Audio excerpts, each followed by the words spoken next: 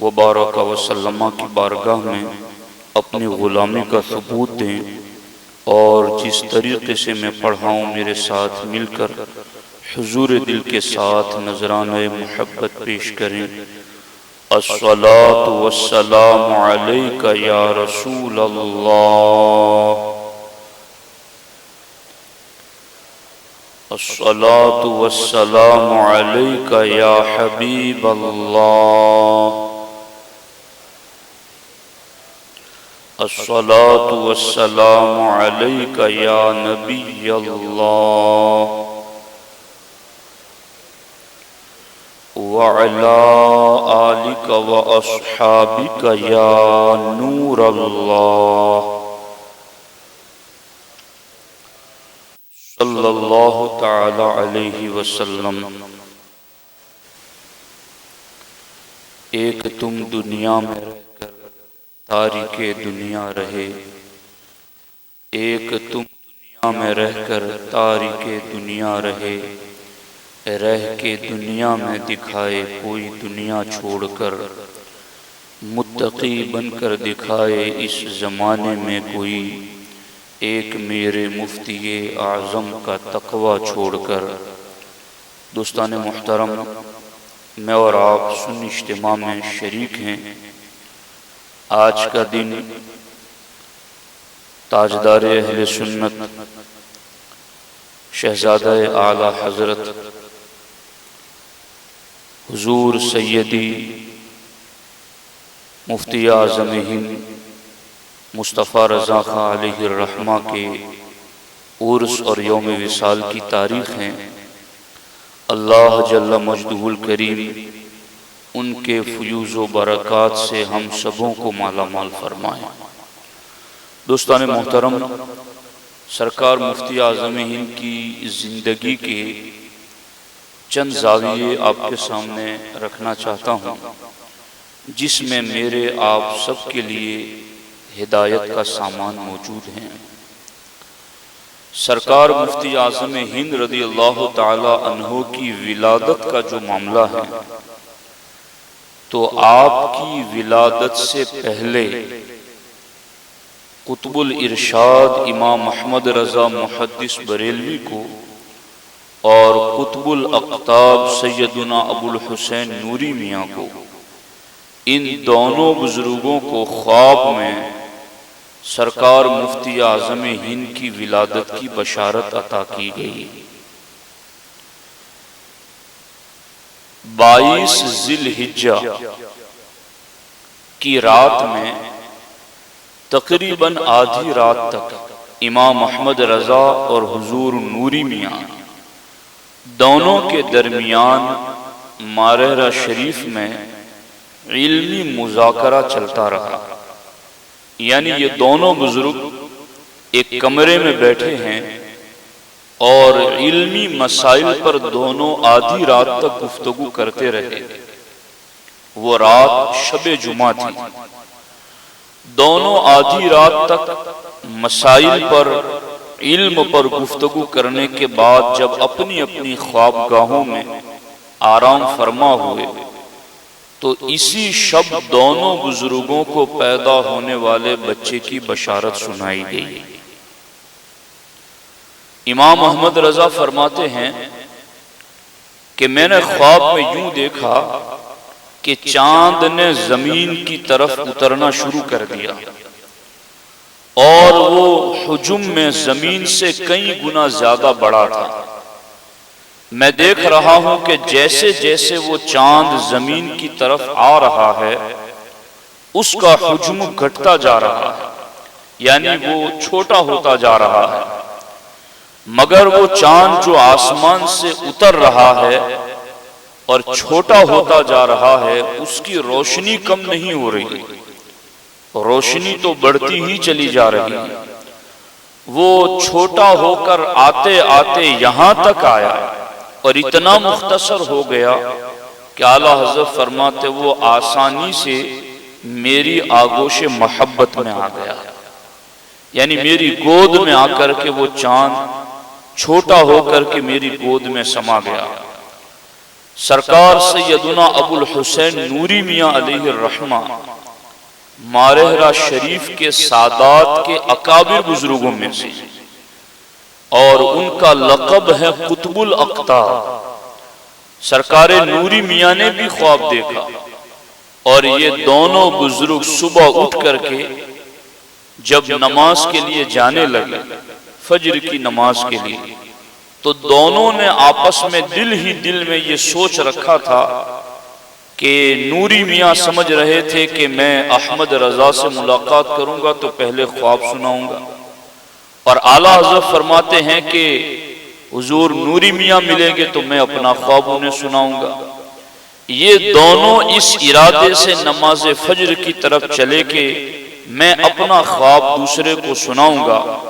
جب دونوں بزرگ مسجد پہنچے تو مسجد کے دروازے ہی پر دونوں کی ملاقات ہو گئی، اور وہیں پر ایک دوسرے کو مبارکباد پیش کی، اور فجر کی نماز کے بعد، اور یہ جو ان کے مبارکباد دینے کا وقت تھا وہی وقت حضور مفتی اعظم ہند کی ولادت کا تھا، کہ اسی 22 ذی الحجہ ہی کو یوم جمعہ کو صبح صادق کے وقت سرکار مفتی اعظم ہند کی ولادت ہوئی۔ یہ دونوں بزرگ ایک دوسرے کو مبارکباد دے رہے تھے، اور فجر کی نماز کے بعد حضور سید المشائخ سیدنا شاہ ابو الحسین نوری میاں علیہ الرحمن اعلیٰ حضرت سے فرمایا، مولانا صاحب آپ اس بچے کے ولی ہیں، سرپرست ہیں، اجازت دیں تو میں اس نو مولود کو داخل سلسلہ کر لوں۔ اعلیٰ حضرت نے عرض کی حضور وہ غلام زادہ ہے، اسے ضرور داخل سلسلہ فرما لیا جائے، یعنی میں آپ کا غلام ہوں اور میرا بیٹا بھی آپ کا غلام ہے، آپ اسے بھی ضرور داخل سلسلہ فرمائیں۔ یوں اس طریقے سے فرزند کی ولادت بریلی شریف میں ہو رہی ہیں، اور عالم روحانیت کے دونوں تاجداروں کو مارہرہ شریف میں اس کی اطلاع دی جاتی ہیں، اور آپس میں وہ مبارکباد دے کر کے پھر اسے سلسلہ قادریہ میں داخل سلسلہ بھی فرماتے ہیں، اور سرکار مفتی اعظم ہند کے حوالے سے اعلیٰ حضرت کو اسی وقت سرکار نوری میاں نے اپنا جبہ اور امامہ عطا کرتے ہوئے ارشاد فرمایا کہ جب یہ بچہ عمر کو پہنچ جائے تو میری یہ امانت اس کے سپرد کر دی جائے۔ آپ غور کریں، سرکار نظمی میاں علیہ الرحمہ فرماتے ہیں کہ 6 مہینے کے بعد حضرت ابو الحسین نوری میاں علیہ الرحمہ بریلی شریف تشریف لائے، یعنی مفتی اعظم ہند کی ولادت کے 6 مہینے کے بعد بریلی شریف تشریف لائے، تو نو مولود کو یعنی سرکار مفتی اعظم ہند کو حضور نوری میاں کی خدمت میں پیش کیا گیا، تو نوری میاں نے بڑی شفقت سے گود میں لیا، کلمہ کی انگلی بچے کے منہ میں ڈال دی۔ سرکار نظمی علیہ الرحمہ فرماتے ہیں یہ نوری گھرانے کے نوری فرد نوری میاں کی انگلی ہے، اور یہ صرف بچہ انگلی نہیں چوس رہا ہے بلکہ اپنے خاندان عالی کا نور بچے کے سینے میں اڈیل رہے ہیں، انہیں منور کر رہے ہیں۔ اس کے بعد جو لفظ سرکار نوری میاں نے کہے، مفتی اعظم ہند کی پوری زندگی نے ان لفظوں کو ثابت کر دکھایا۔ کیا کہا اس وقت؟ حضرت موسیٰ کلیم علی نبینا علیہ السلام جب فرعون اور فرعونیوں کے مقابل اللہ کا پیغام لے کر نکلے، بڑی زحمتیں، بڑی مشقتیں، حضرت موسیٰ علیہ السلام نے اللہ کی بارگاہ میں دعا کی، وَاجْعَلْ لِي وَزِيرًا مِّنْ أَهْلِ هَارُونَ أَخِي، اے اللہ میرے بھائی ہارون کو میرا وزیر بنا دے، یعنی میرا مددگار بنا دے، میرے کاموں میں میرا سہارا بنا دے، میری امیدوں کو پورا کرنے کا ذریعہ اور سبب بنا دے۔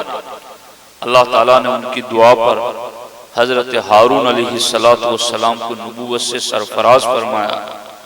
جب یہ آیت حضرت ابو الحسین نوری میاں علیہ الرحمہ نے بچے کو یوں انگلی چسانے کے بعد فیض عطا کر دیے سلاسل کی اجازت دے دی۔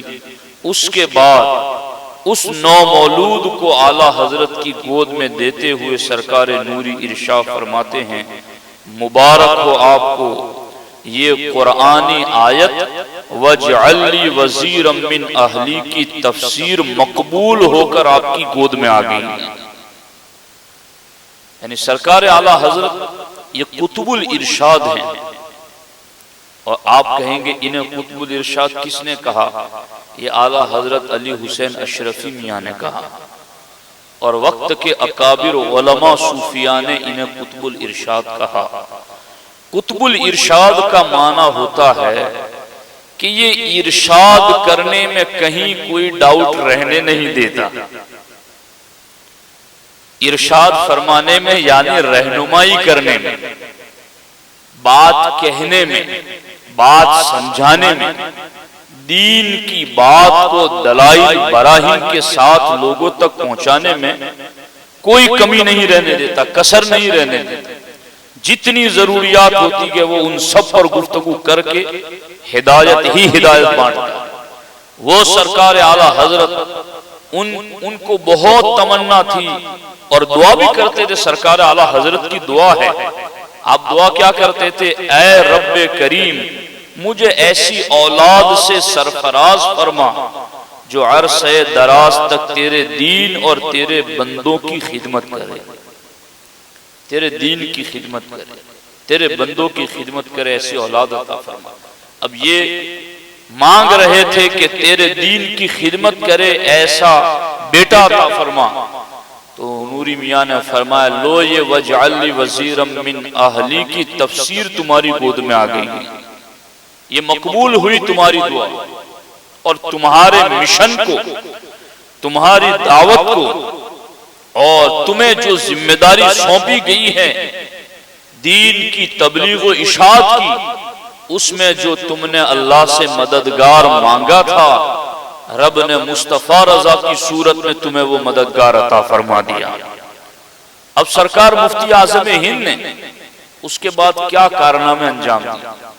یہ تو 6 مہینے کی عمر تھی، تب کہا تھا نا کہ یہ وزیر من علی کی تفسیر آ گئی، مگر یہ میرے آپ کا کہا ہوا نہیں، یہ نوری گھرانے کے نوری فرد نوری میاں کا کہا ہوا تھا۔ تو مفتی اعظم ہند کی پوری زندگی نے ثابت کیا کہ واقعی میں یہ امام احمد رضا کے مشن کے مبلغ اور اعلیٰ حضرت نے جو دین کو زندہ کیا، اس دین کو پہنچانے والے، دین کی تجدید اور احیاء دین میں کامل حصہ شامل کرنے والے بنے۔ آپ کی دعوت و تبلیغ کے 2 ذریعے میں نے جہاں تک مطالعہ کیا، اپنی کم علمی کے باوجود جو کچھ سرکار مفتی اعظم ہند کو پڑھنے کی کوشش کی، تو میں اس نتیجے پر پہنچا کہ آپ کی دعوت دینے کے 2 انداز تھے۔ ایک انداز تو وہ تھا کہ بغیر کسی ملامت کرنے والے کی ملامت کی پرواہ کی، اور بغیر کسی بڑے اور منصبدار کے منصب کی پرواہ کیے آپ حق بات جو بھی ہوتی، بڑا ہو چھوٹا ہو اپنا ہو غیر ہو، برملا بیان کر دیتے تھے۔ یہ آپ کی دعوت و تبلیغ کا ایک انداز تھا، اس کے ذریعے آپ نے دین پہنچایا۔ اور دوسرا ذریعہ سرکار مفتی اعظم ہند کی کرامتوں کا ہے، آپ نے اپنی کرامات کے ذریعہ بھی دین و سنیت کو بہت مضبوط کیا۔ میں اس سلسلے میں ایک واقعہ آپ کو سناتا ہوں۔ سرکار مفتی اعظم ہند حضرت محبوب الہی نظام الدین اولیاء رضی اللہ تعالیٰ عنہ کے عرس میں شرکت کے لیے دہلی تشریف لے گئے، اور وہاں پر آپ کوچہ جیلا میں قیام کیا آپ نے، اور وہاں ایک بدعقیدہ آپ کی قیام گاہ پر ملنے کے لیے آ گیا، اور اس نے علم غیب کے مسئلے پر آپ سے الجھ پڑا۔ جو صاحب خانہ تھے، مکان مالک تھے اشفاق احمد صاحب، انہوں نے سرکار مفتی اعظم ہند سے مؤدبانہ طور پر کہا حضور یہ تھوڑا کج بحث ہے، یعنی الٹی سلٹی باتیں کرتا رہتا ہے اور ان پر کسی کی بات کا اثر نہیں ہوتا، حضور مفتی اعظم ہند نے اپنے میزبان سے کہا یہ اس وقت تمہارے گھر تشریف لائے ہوئے ہیں، ان کے متعلق کوئی سخت بات آپ کو نہیں کہنی چاہیے، ابھی آپ کے گھر آئے ہوئے ہیں۔ مولوی صاحب نے آج تک کسی کی بات سنی ہی نہیں، اس لیے اثر بھی قبول نہیں کیا۔ جی یہ تو صرف اپنی بات سناتے رہتے ہیں اور وہ بھی انسنی کر دی جاتی ہیں۔ آج مفتی اعظم کہتے ہیں آج میں ان کی بات توجہ سے سنوں گا، حاضرین بھی خاموشی سے سنیں۔ مولوی سعد الدین امبالوی، انہوں نے 1.25 گھنٹہ تک سرکار مفتی اعظم ہند کے سامنے دلیلیں دی اور مفتی اعظم ہند کو یہ سمجھانے کی کوشش کی کہ اللہ کے رسول علیہ السلام کو غیب کا علم نہیں تھا۔ جب تھک کر خاموش ہو گئے مولوی سعد الدین صاحب تو سرکار مفتی اعظم ہند نے فرمایا اگر کوئی دلیل اپنے موقف کی تائید میں رہ گئی ہو تو وہ بھی بیان کر لو۔ تو مولوی صاحب پھر جوش میں آئے اور پھر آدھا گھنٹہ تک بولنے لگے۔ اس کے بعد کا یہ بات اچھی طرح ثابت ہو گئی کہ اللہ کے رسول علیہ السلام کے پاس غیب کا علم نہیں تھا۔ سرکار مفتی اعظم ہند نے فرمایا آپ اپنے باطل عقیدے سے فوراً توبہ کر لو۔ اللہ کے رسول علیہ السلام کو اللہ تعالیٰ نے غیب پر اطلاع عطا فرمائی تھی۔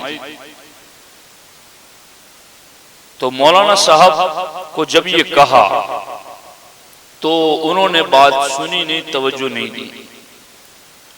سرکار مفتی اعظم ہند نے کہا کہ چلو میں نے تو تمہارے سارے دلائل سن لی، سکون سے سنے، اب میری دلیلیں اور میری باتیں بھی سنو۔ تو مولوی سعد الدین نے کہا مجھے سب معلوم ہے کہ تم کیا کہو گے، تمہاری دلیلیں کیا ہے وہ مجھے سب معلوم ہے۔ آپ نے بڑے تحمل سے کہا مولوی صاحب بیوہ ماں کے حقوق بیٹے پر کیا ہے؟ بیوہ ماں کے حقوق بیٹے پر کیا ہے؟ تو اس نے تیز آواز میں کہا کہ مسئلے اس کے متعلق بات کرو، غیر متعلق بات نہ کرو۔ مفتی اعظم ہند نے کہا اچھا چلو جواب نہیں دیتے تو میری باتیں ہی سن لو۔ آپ نے پھر فرمایا میرا دوسرا سوال یہ کیا کسی سے قرض لے کر روپوش ہو جانا جائز ہے؟ پھر آپ نے فرمایا کیا اپنے معذور بیٹے کی کفالت سے دستکش ہو کر اسے بھیک مانگنے کے لیے چھوڑا جا سکتا ہے؟ کیا حج بدل کے اخراجات کسی سے لے کر حج نہ کرنا جائز ہے؟ ابھی اتنی بات کی تھی کہ وہ مولوی سعد الدین امبالوی آگے بڑھ کر قدم پکڑتے ہوئے کہتے ہیں بس کیجئے حضرت مسئلہ حل ہو گیا۔ آج میری سمجھ میں بات آ گئی کہ رسول اللہ صلی اللہ علیہ وآلہ وسلم کو غیب کا علم تھا۔ جب اتنی صدیاں گزرنے کے بعد آپ کلمہ پڑھنے والوں کو اللہ نے اتنا علم غیب دیا ہے تو پھر حضور کا علم غیب کتنا زیادہ ہوگا۔ اپنی بدعقیدگی سے توبہ کر گیا اور باز آ گیا۔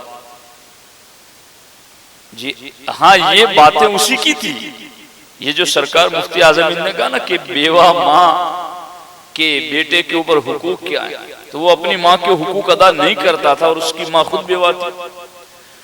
اسی کا مسئلہ تھا کہ وہ کسی کا قرضہ لے کر چھپتا پھرتا تھا، اسی کا مسئلہ تھا کہ معذور بیٹے کو کھانا پانی تو نہیں دیتا تھا، اس کو بھیک مانگنے کے لیے چھوڑ دیا۔ اسی کا مسئلہ تھا کہ کسی سے حج بدل کے نام پر پیسے لے لیے تھے اور حج نہیں کرتا تھا۔ سرکار مفتی اعظم ہند نے وہ پوری بات سنا دی اس کو، تو اس نے کہا حضور بس کیجئے، قدم چوم لیے، توبہ کر لی اور مان گیا کہ اللہ کے رسول علیہ السلام کو اللہ نے بالیقین غیب کا علم عطا فرمایا۔ ایسے درجنوں واقعات ہیں کہ جن میں سرکار مفتی اعظم ہند رضی اللہ تعالیٰ عنہ نے اپنی کرامات کے ذریعہ لوگوں تک دعوت حق پہنچائی اور لوگ آپ کے پاس آ کر کلمہ حق پڑھ کر کے داخل اسلام، داخل اہل سنت ہو گئے۔ دوسرا طریقہ جو آپ کا تھا وہ بھی ایک خاص طریقہ ہے اور وہ ہے آپ کا واعظ و نصیحت کے ذریعہ، قلم کے ذریعہ، کتابوں کے ذریعہ لکھ کر کے بول کر کے لوگوں تک دین کی دعوت پہنچانا۔ اور اس میں سرکار مفتی اعظم ہند کی زندگی پڑھ رہا تھا تو چند سطر ایسے میں نے پڑھے کہ میرے بھائیوں اگر تم نے ان لفظوں کو سنا دھیان سے تو آپ کو احساس ہوگا. ایک طبیب حاذق یعنی ماہر ڈاکٹر جو ہوتا ہے اس کے 3 کام ہوتے ہیں. وہ مرض کی تشخیص بھی کرتا ہے، یعنی پہلے تو بیماری متعین کرتا ہے کہ بیماری ہے کیا، اور بیماری جب وہ پکڑ لیتا ہے تو پھر اس کی دوائی کرتا ہے، اور دوائی کے ساتھ ساتھ تیسرا کام پرہیز بھی بتاتا ہے. یہ طبیب حاذق کی علامت ہے. ماہر ڈاکٹر کی یہ علامت ہے کہ وہ تینوں کام کرتا ہے، مرض کی تشخیص بھی کرتا ہے، اس کی دوائی بھی کرتا ہے، اور پرہیز بھی سکھاتا ہے. سرکار مفتی اعظم ہند عالم روحانیت کے طبیب حاذق ہیں. آپ نے اپنے چند جملوں میں جو مرض کی تشخیص کی مسلمانوں کی، اور اس کے بعد اس کی دوائی عطا کی، اور اس کے بعد جو پرہیز بتایا، میں یہ سمجھتا ہوں کہ یہ چند جملے صرف آج کے دور کے لیے نہیں بلکہ اگلے زمانے کے لیے بھی کارآمد ہیں.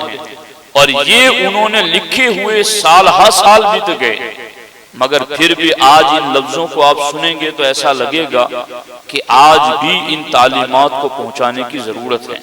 سرکار مفتی اعظم ہند فرماتے ہیں میں مدتوں سرگرداں رہا، سرگرداں یعنی غور و فکر کرتا رہا، اور اس مسئلہ پر غور کرتا رہا کہ مسلمان باوجود اسلام کے پستی و تنزل اور قعر مذلت و تزلزل میں کیوں ہیں، یعنی یہ مسلمان ہونے کے باوجود ذلت میں کیوں، گراوٹ میں کیوں، دن بدن نیچے ہی کیوں چلے جا رہے ہیں.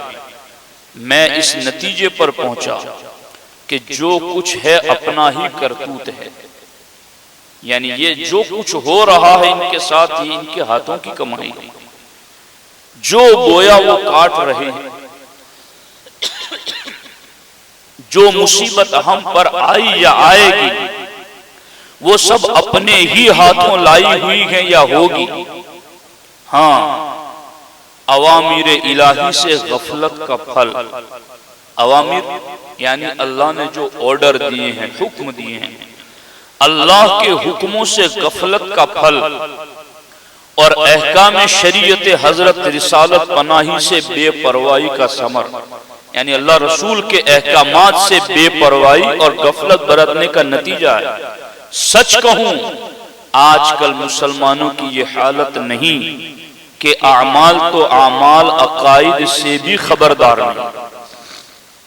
سچ کہو آج کل مسلمانوں کی یہ حالت نہیں کہ اعمال تو اعمال عقائد سے بھی خبردار نہیں. سیدھی بات نہیں، اعمال تو اعمال عقائد سے بھی خبردار نہیں، جیسے انہیں ان سے کچھ سروکار نہیں، یعنی اعمال اور عقائد سے بے خبر بھی ہیں اور رہتے ایسے جیسے انہیں کوئی سروکار ہے، کوئی تعلق نہیں ہے ان کا ایمان عقیدے سے، اعمال سے ایسے رہتے ہیں. امر کی بجا آوری سے اجتناب، یعنی حکم پر عمل کرنے سے پرہیز کرتے، دور رہتے. نفرت نواہی کا ارتکاب برغبت، جن سے روکا ہے ان کاموں کو شوق سے کرتے، اور جنہیں کرنے کو کہا ہے ان سے نفرت کرتے ہوئے دور رہتے. آج مساجد نمازیوں کی کثرت کی بجائے قلت سے تنگ، رمضان مبارک روزہ داروں کی تلاش میں دنگ، آپس میں وداد و خلوص، رشک و اتفاق کی جگہ بغض و حسد، و شقاق و نفاق کی گرم بازاری، غیروں سے میل جھول، پیار و محبت و یاری، کافروں مشرکوں سے ریت ہے، ملحدوں سے پیت ہے. اعلیٰ حضرت فرماتے یہ ہے مسلمانوں کی ذلت اور ان کی پستی کا اصل سبب. ان لفظوں کو بار بار سننا چاہیے اور اپنا مرض بھی سمجھنا چاہیے. دوائی بھی اس میں موجود ہے، اور اس دوائی کی اس مرض پر کام کرنے کے لیے پرہیز کون سا ہے وہ پرہیز بھی سرکار مفتی اعظم ہند نے ان لفظوں کے اندر بتا دیا ہے۔ تو میرے بھائیوں، ان باتوں کی طرف ہمیں توجہ کرنے کی ضرورت ہے۔ اصل میں ہم لوگ نماز میں پڑھتے ہیں اہدنا الصراط المستقیم صراط الذین انعمت علیہم، اللہ انعام یافتہ بندوں کے راستے پر چلا۔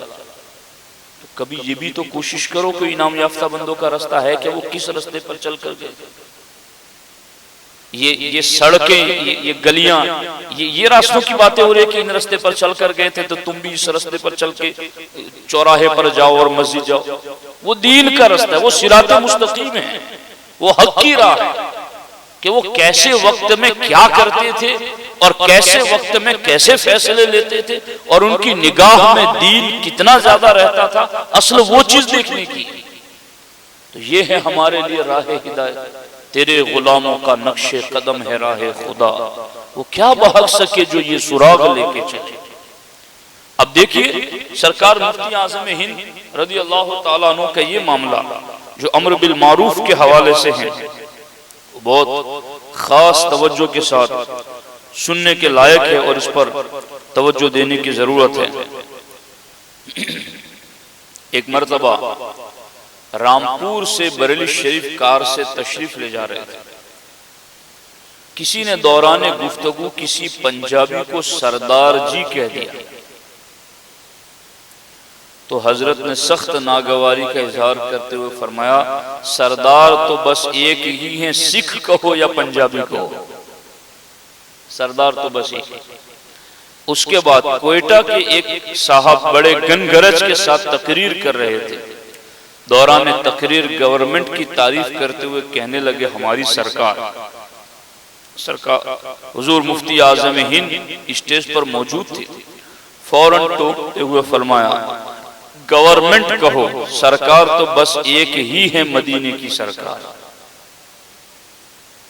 یہ اللہ اکبر۔ الہ آباد میں ایک صاحب تعویذ لینے کے لیے حضرت کی خدمت میں آئے۔ میں ان واقعات کو پڑھتا ہوں اور موجودہ حالات کو بھی پڑھتا ہوں، تو میں نے ایک رسالہ بھی لکھا ہے خطبات جمعہ کے نام سے کہ صوفیہ کا ہم نشین کون، اس کو پڑھیے۔ صوفیہ کا ہم نشین کون، یعنی ہم میں سے ہر شخص چاہتا ہے نا کہ ولیوں کا سنگتی بنے، ان کا صحبت پانے والا بنے۔ تو میں نے اس میں حوالہ جات کی صورت میں لکھا ہے کہ ان کا ہم نشین کون ہے۔ میں نے آپ نے تو سرکار مفتی اعظم ہند کو دیکھا نہیں، مگر میں نے اس رسالے میں یہ بات ثابت کی ہے کہ جو ان کی باتوں پر عمل کرے گا وہ کہیں بھی ہو وہ ان کا ہم نشین ہے، ان کا ساتھ۔ سرکار مفتی اعظم ہند الہ آباد میں ایک صاحب تعویذ لینے کے لیے ان کی خدمت میں آئے، حضرت نے جب ان کی طرف تعویذ دینے کے لیے ہاتھ بڑھایا تو انہوں نے لینے کے لیے اپنا بایاں ہاتھ بڑھایا۔ یہ دیکھ کر حضرت سخت برہم ہوئے اور فرمانے لگے، یہ دعوت ہے نا، اس طریقے کی ہم اپنے گھر میں اپنے بچوں کو بھی کریں۔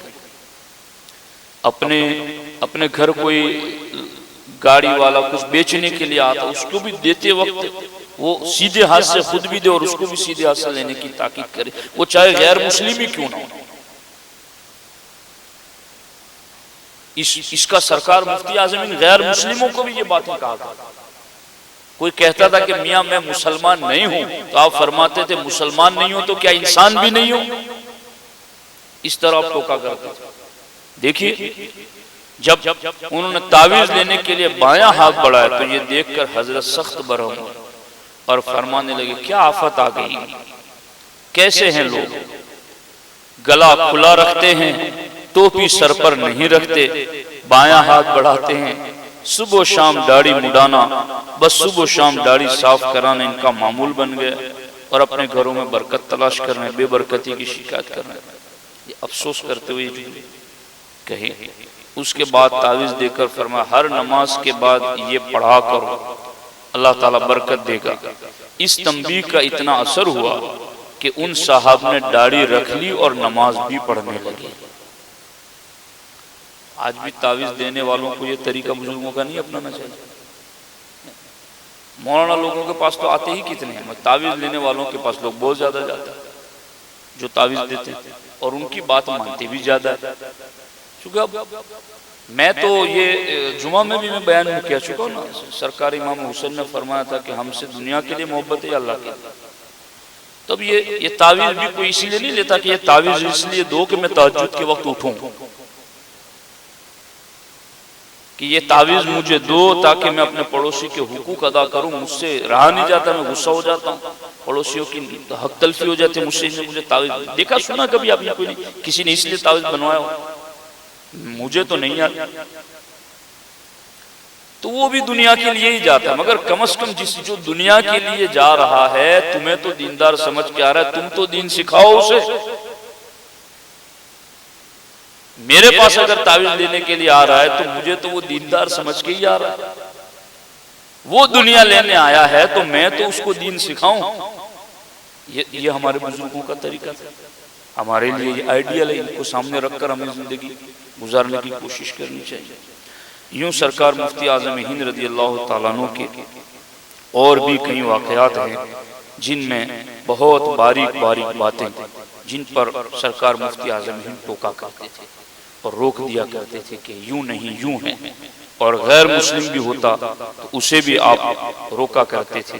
یہ واقعہ میں نے گزشتہ سال بھی شاید بیان کیا تھا، اس سال پھر بیان کر دیتا. ایک دفعہ دو اپ ٹو ڈیٹ بے پردہ مسلمان عورتیں ساڑی پہنے ہوئے کہیں دور سے تعویذ لینے کے لیے آئیں. آپ نے تعویذ لکھتے لکھتے نظر جو اٹھائے تو نگاہ ان پر پڑ گئی، فوراً چہرہ پھیر لیا، سر نیچا کیے ہوئے لگ بھگ 15 منٹ تک ان کی سرزنش کرتے رہے، ڈانٹتے ڈپٹتے رہے. انداز کچھ نرم اور حسرت آمیز تھا، گویا سرکار مفتی اعظم ہند کو دلی تکلیف پہنچی. جو کچھ فرمایا اس کا خلاصہ کچھ اس طرح سے تھا کہ نہ اللہ رسول کے حکم کا خوف، نہ اپنی طرز معاشرت کی پرواہ، نہ انجام کا خیال. اتنی دور سے تنہا عورتیں چلی آئی، ساتھ میں کوئی محرم نہیں. اس پر ظلم یہ کہ بے پردہ، مزید ستم یہ کہ لباس مسلمانوں کا نہیں. ٹرینوں میں حادثات ہوتے رہتے ہیں، ان پر کوئی زیادتی ہو تو مسلمان کیسے ان کی حمایت کریں؟ کسی حادثے میں مر جائیں تو یہ کیسا پتہ چلے کہ مسلمان ہیں؟ خیال فرمائے نہ مٹی نہ جنازہ یوں ہی پھونک دی جائیں. یہ سب وبال ہے اللہ و رسول کے حکم کی خلاف ورزی کا. وہ عورتیں اپنی حالت پر اس دعوت حق سے بے حد شرمسار ہوئی.